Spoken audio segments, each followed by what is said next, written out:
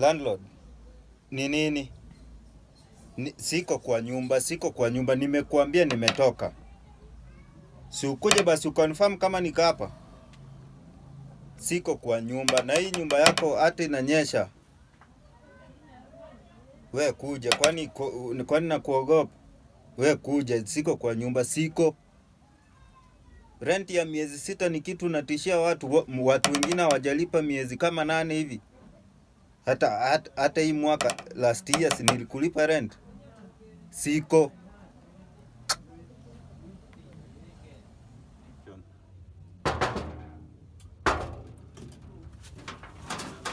Unaniambia uko kwa nyumba, ni nani yako hapa?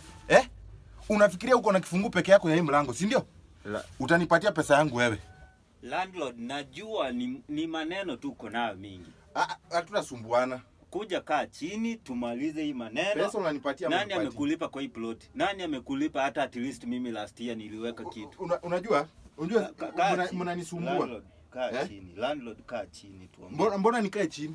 Mimi sitaki kukaa chini. Mbona unataka nikae chini? Unajifanya uone naweza tatua shida zako za leo. Shida gani? Landlord, kunywa hiyo chai kwanza. Sasa mbona una bribe na chai? Kwani hii si bribe? Ni nini? Si hivi ndio watu wengine wanalipa rent. Sasa unanilipa rent na chai? Hii ni ya mwezi moja lakini kunywa tu. Najua hii ni ya mwezi moja. Ukipaka Blue Band miezi 2. Unajua haja sitakunywa chai.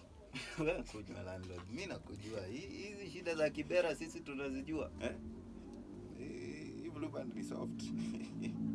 Kama hizo chai tuongee maneno. Otherwise ni njaa. Nikipika nyama tunamaliza hadi ya next year.